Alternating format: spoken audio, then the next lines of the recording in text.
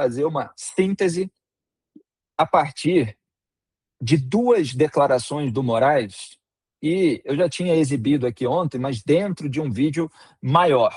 Hoje eu vou focar nessas duas declarações para fazer aqui a síntese do que realmente importa nesse caso e mostrar como aumentou, em seguida, a repercussão, a reação ao Moraes em relação a esse ataque à liberdade de imprensa. Transparência Internacional Brasil, inclusive, fez publicação. Vamos lembrar dois trechinhos da declaração do Moraes que eu reuni em um vídeo só. Pode soltar.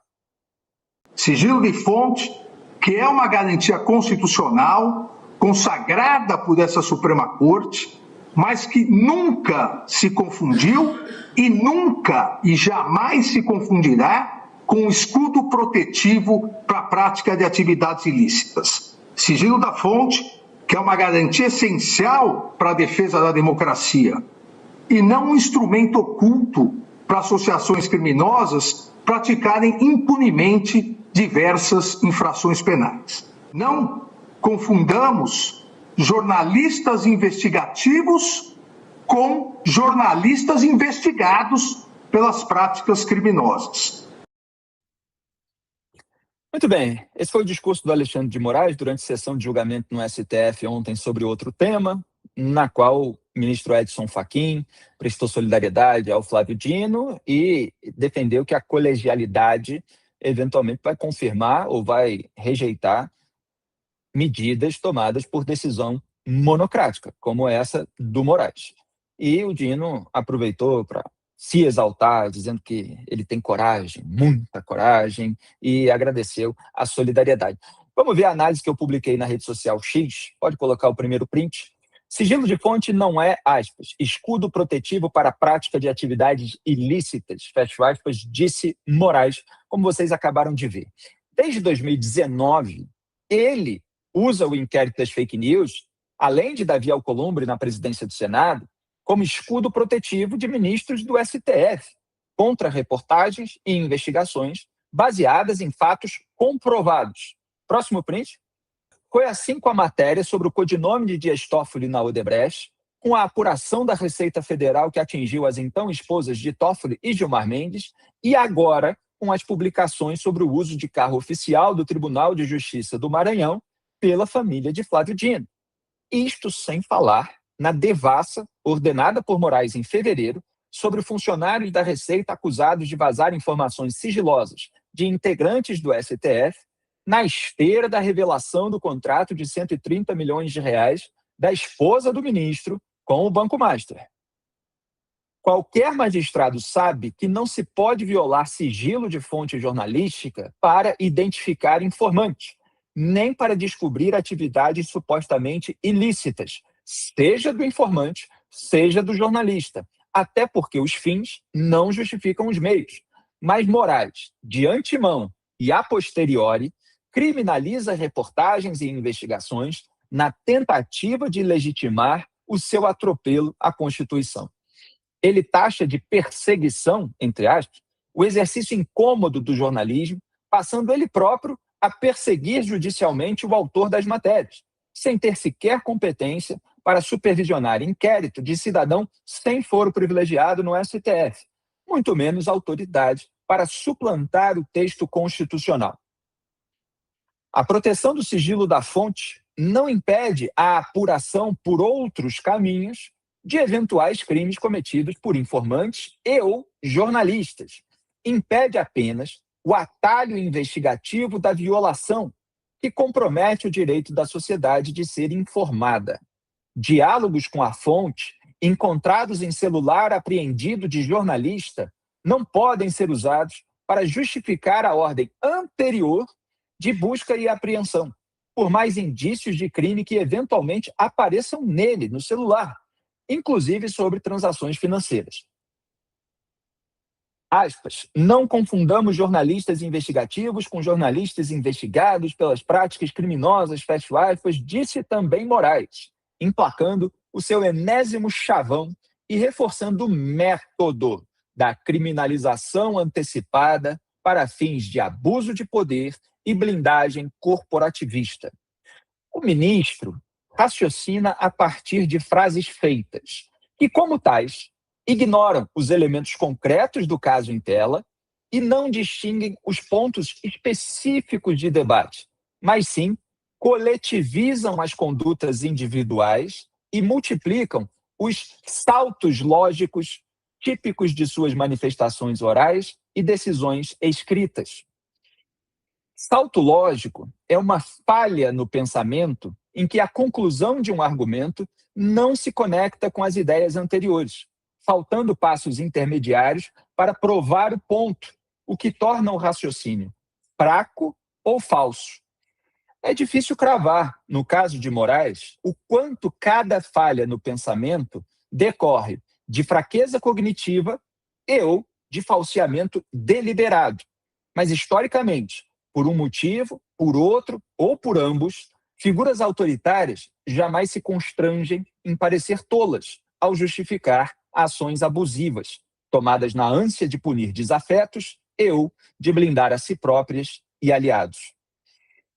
O problema maior, no caso do STF, ocorre justamente quando a colegialidade, que deveria derrubar de imediato decisões monocráticas inconstitucionais, tampouco se importa em insultar a inteligência alheia. Então está aí o meu artigo, a análise que eu publiquei mais cedo no X, e eu quero aproveitar aqui o programa ao vivo para mostrar para vocês as previsões legais relativas aos crimes que o Moraes está atribuindo, seja ao jornalista, seja ao informante, seja aos dois, porque o Moraes ele não faz essa distinção. Ele vai misturando certas condutas que são do informante com o jornalista, a sua conduta, a sua responsabilidade, fazendo toda essa salada que eu estava descrevendo aqui do ponto de vista analítico. Então, o Código Penal prevê lá o crime de perseguição, dizendo o seguinte no seu artigo 147-A: perseguir alguém reiteradamente e por qualquer meio, ameaçando-lhe a integridade física ou psicológica, restringindo-lhe a capacidade de locomoção ou, de qualquer forma, invadindo ou perturbando sua esfera de liberdade ou privacidade. Pena reclusão de 6 meses a 2 anos e multa. Reparem, não há, até agora, qualquer elemento que mostre o jornalista Luiz Pablo, que publicou as informações sobre o uso de carro oficial pela família do Flávio Dino, carro oficial do Tribunal de Justiça do Maranhão. Não há, repito, nenhum elemento que mostre que ele estava presente nos locais onde a viatura passava junto com a família, onde a família estava dentro da viatura do TJMA. Ele recebeu dados, informações, fotos, imagens, e ele checou e publicou lá do jeito dele. Então, uma coisa é não gostar do jornalista, do tom, etc., da crítica que ele fez em cima do elemento objetivo. Mas o elemento objetivo, ele não foi contestado. Como é que se enquadra o caso do jornalista nessa tipificação? Perseguir, olha, essa tipificação, evidentemente, como boa parte da legislação brasileira, ela é bem vaga e acaba dando margem a interpretações que eventualmente são autoritárias, né? Porque, assim, perseguir alguém ameaçando a integridade psicológica, bom, integridade psicológica é algo tremendamente relativo. Perturbando sua esfera de liberdade ou privacidade. Então, assim, é como se o jornalista, por ter publicado matérias, ele estivesse perturbando a esfera de liberdade da família de uma autoridade que não tem atribuição, pelo menos até onde o jornalista viu, para andar em carro oficial de Tribunal de Justiça do Estado. É uma forçação de barra muito grande você enquadrar o jornalista nesse tipo de perseguição. Não há elementos que permitam essa configuração em relação à conduta específica do jornalista. Próximo print. Depois eu vou passar para o outro caso de tipo penal, mas esse aí ainda fala, né, no seu parágrafo 1º, a pena é aumentada de metade se o crime é cometido. E aí você tem ali, inciso 3, mediante concurso de 2 ou mais pessoas ou com emprego de arma. Então, o que o Moraes está querendo dizer pelo que a gente viu do discurso dele ontem, é que o jornalista está em associação criminosa com a sua fonte, e aí, como a fonte pegou elementos de um sistema restrito e, eventualmente, esteve próximo, ou alguém ligado à fonte esteve próximo para fotografar o cargo, etc. Então, o jornalista ele passa a fazer parte de uma organização criminosa que perseguiu a família do ministro do STF. Porque é como se ele fosse a outra pessoa desse concurso de duas pessoas. Olha, repare o quanto de puxadinho você precisa fazer para chegar a essa conclusão. Porque as condutas da fonte e do jornalista, elas precisam ser separadas. E, repito, não dá para você usar elementos descobertos pela violação do sigilo da fonte para legitimar essa afronta a um direito constitucional. Vamos ver a reação da Transparência Internacional Brasil antes de falar da parte do informante. Pode colocar aí o primeiro print. Aspas. Os poderes excepcionais autoconcedidos do STF há muito deixaram de ter como alvo conspiradores reais em circunstâncias extraordinárias de ameaça institucional. Aqui, fecho aspas, já para fazer um parêntese meu, eu não gosto de ver na imprensa, ou mesmo na TI Brasil, uma certa relativização desta questão envolvendo os poderes excepcionais para combater golpista. Porque é possível você combater pessoas que estejam incorrendo em atos criminosos, e claro, há uma grande discussão sobre cada indivíduo em relação a cada ato criminoso nos processos da trama golpista e do STF. O que eu estou querendo dizer é que há meios de você utilizar o devido processo legal, mesmo para investigar casos grandes, casos raros, casos exóticos. E o que o STF fez foi um monte de manobra para concentrar poder que eu apontei na raiz, que estavam sendo utilizadas para blindagem de ministros do STF, não simplesmente contra, o que já seria grave, pela manobra, pelo excesso, pela concentração, contra golpistas, mas também contra reportagens e apurações baseadas, repito, em fatos comprovados. Então, muita gente relativizou isso no caso que foi julgado lá no STF. Eu fui contra que as pessoas sem foro privilegiado fossem julgadas no Supremo Tribunal Federal, eu contestei na raiz o inquérito das fake news, depois veio dos atos antidemocráticos, das milícias digitais e muitas outras etapas aí desse processo e decisões do Moraes, que até inventou tipos diferentes de medida cautelar, adaptando um texto que não é como foi aprovado pelo Congresso Nacional. Enfim, só essa minha ressalva.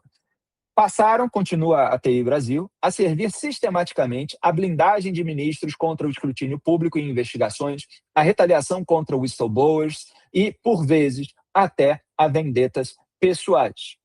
A jurisdição universal normalizada no STF e, particularmente, em Moraes, sustentada em inquéritos genéricos e infindáveis, tornou-se vetor permanente de autoritarismo e abuso de poder. Pode passar?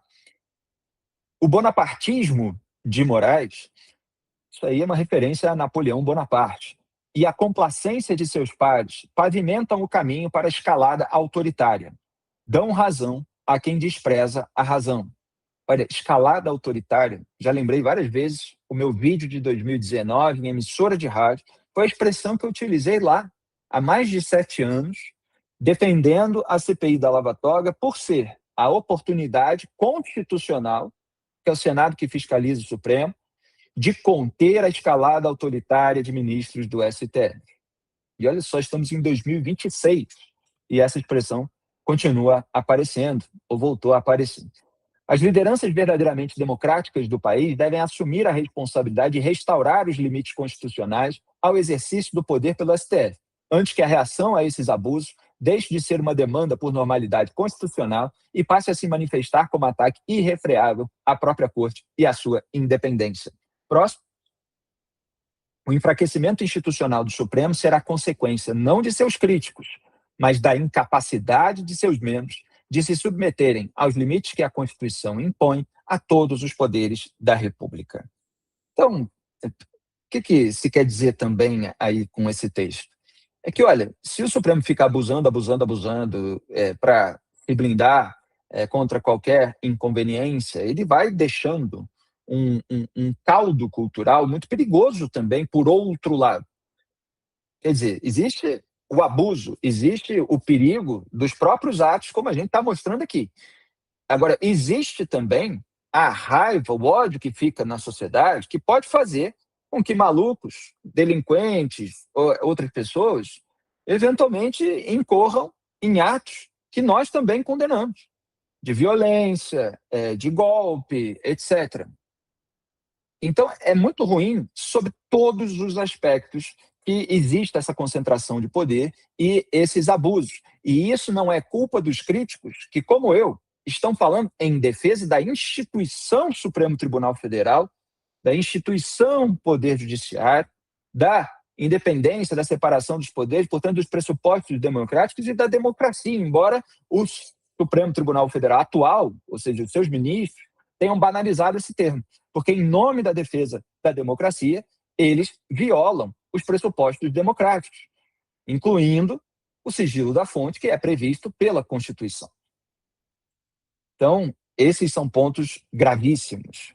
Os últimos prints agora para acabar, queria falar aqui da previsão, pode botar o próximo, de violação de sigilo funcional, ou seja, é o que o Moraes aponta a respeito do caso do informante, que é o Raimundo Cotrim, que foi secretário de Estado do Maranhão e é aquela pessoa que teria acesso ao sistema restrito e estava usando aquelas informações sigilosas para repassar informações para o jornalista Luiz Pablo.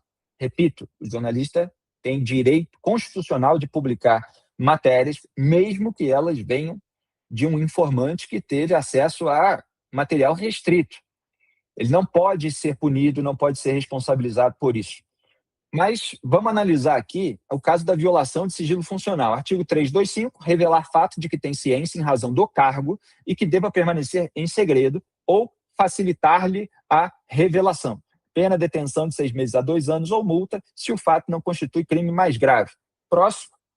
Aí você tem o parágrafo 1º, nas mesmas penas deste artigo, incorre quem permite ou facilita, mediante atribuição, fornecimento e empréstimo de senha. Repare que se fala aqui do acesso, né? É alguém que colabore ali para que a pessoa tenha um acesso indevido, ou qualquer outra forma, o acesso de pessoas não autorizadas a sistemas de informações ou banco de dados da administração pública. Dá para enquadrar o jornalista na violação de sigilo funcional através desse texto? Não dá, a menos que você seja uma pessoa que falseie o significado das palavras e do idioma. 2, se utiliza indevidamente do acesso restrito. Olha, repito, a proteção para jornalista faz com que esse item não se aplique a publicações feitas por pessoas que receberam informações sem ter o vínculo direto com o acesso restrito e publicaram. Então, o jornalista não pode ser enquadrado pela violação de sigilo funcional, nesse caso, pelo menos com todos os elementos que já vieram à tona até esse momento, e o Moraes, portanto, ele não conseguiu justificar, seja por escrito, seja publicamente, na sua manifestação oral ontem, a medida gravosa, intrusiva e inconstitucional de apreensão de celular e de extração de dados, inclusive da conversa entre o jornalista e a sua fonte, que, por causa dessa extração e dessa análise, foi identificada e acabou sendo alvo de busca e apreensão. O vídeo que você acabou de assistir é um corte do programa Análise dos Fatos, transmitido ao vivo às segundas e sextas às 12 horas e terças, quartas e quintas às 18. As íntegras ficam disponíveis na aba Ao Vivo do meu canal de YouTube e os cortes na aba Vídeos. Curta, compartilhe e seja membro do canal para ajudar a manter esse programa no ar. Obrigado.